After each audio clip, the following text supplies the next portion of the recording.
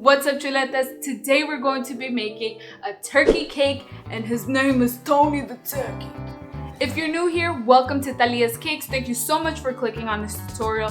If you enjoy fun cake decorating and other cake related stuff, you might want to consider hitting that subscribe button so that you don't miss out on any more tutorials. Alright, empezamos! So first we're gonna get started with making Tony's tail feather. So to make the feathers, I rolled out some orange fondant that was mixed with Thalias powder, and here you see me placing a little bit of shortening on top just so that my template sticks on the fondant good and it doesn't move around when I go to trace it out.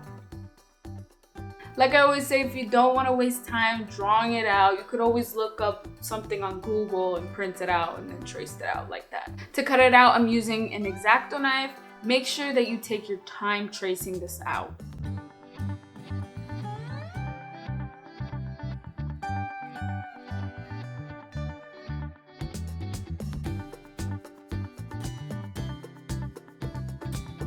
I also cut out a second one, but I made it smaller and I used red fondant for it. You're gonna want this to dry very good, so let this dry for about 5 days. Now let's get started on the facial features. For the eyeballs, it's self-explanatory. Just cut out a little white fondant circle with a small black circle on top of that, and then get a teeny tiny circle and put that on top of the black circle for a little catch light, you know what I mean? And for extra detail, I'm adding some eyeliner. Nah, I'm just kidding. I don't know what it is, but like, I guess you can call it eyelashes. I don't know, but I put it on and it was looking cute, so I left it like that. So if you don't want to do it, don't do it. For the feet, I used yellow fondant and cut out little triangles to form his patita, his foot.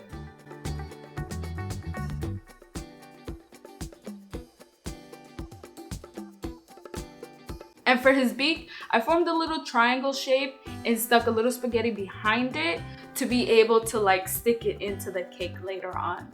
So, I don't know about you, but I cannot wait for Thanksgiving. I am so ready. I'm making pernil, I'm making tostones, or Boricuas. I don't know, who's it? Is it Boricuas or Dominicans? They say totore.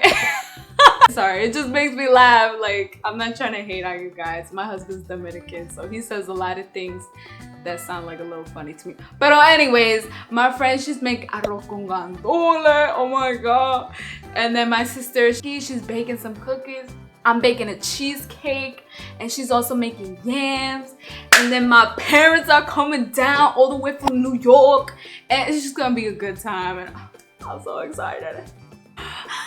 Anyways, leave a comment down below and let me know what's your favorite thing to eat on Thanksgiving, because I want to talk to you. I want to interact with my subscribers, my little chuletas. All right, now we got to make the little alitas, the little wing. So I used a 3.5-inch circle cutter to cut out a circle, and I sliced that down in the middle, and I stretched them out a little bit like this just to make them a little longer. And also, you want to make sure that you add some Thalias powder to that because you need it to dry. So I wanted my wings to dry a certain way because I wanted one of the wings to be holding a sign and the other to be like this. So it's like that, you know what I mean? So I'm gonna show you what I did to get that, you know, that look. I put a paintbrush underneath like this for the one that's going to be holding the sign. And for the other wing that was gonna have his wing pointing out to the side, I just put my small fondant rolling pin underneath it like this.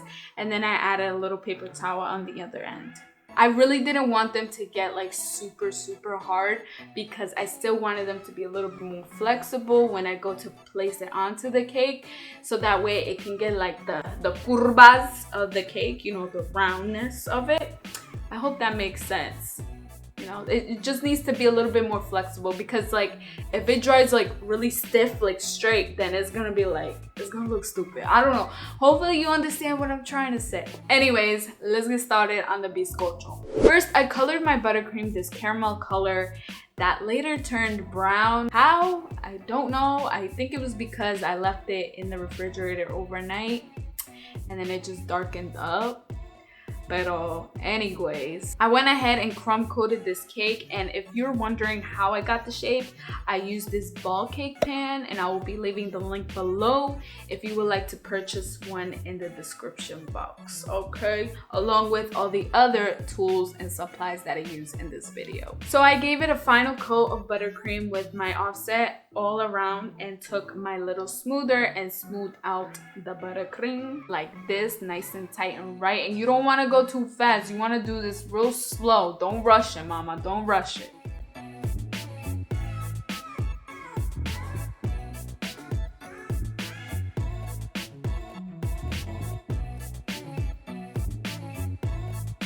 So now that it looks like a nice round pelota, like a nice round ball, I placed it into the refrigerator to chill for 10 minutes. Normally I would say for 30 minutes, but I'm not trying to get this to be like super hard because I want to smooth out the little like bumps and lumps on it, okay? So you're gonna see how I fix that in the next clip. So to smooth it out, I'm using some Viva paper towel to smooth out the little bumps like this. So when using Viva paper towel, you gotta make sure that you're using the side that's not bumpy, because the other side will leave you some little prints and you know. Anyway, shout outs to Laura from Crazy Cool Cakes. She's the one that gave me this idea. I was just like mind blown. I was like, what? Hold up, Viva got two sides? Now for the fun part, we can now put Tony's face together. I used some buttercream to glue everything on because my cake was extremely cold. Because I did end up putting him in the freezer to chill for about 15 minutes. Oh yeah, I gave him eyebrows, and I also put the red thing that hangs over his beak. I forgot the name of it. I can't remember. Somebody told me in my live stream last week what the name of it was, but I forgot already. Speaking of last week's live stream video, I made this adorable turkey cakesicle. He came out so cute. Oh my god. So I'll be leaving the link down below in the description box if you want to watch it. To attach the tail feathers to the back of the cake, I had to slice off a little bit of the cake like this and put buttercream to help stick it on.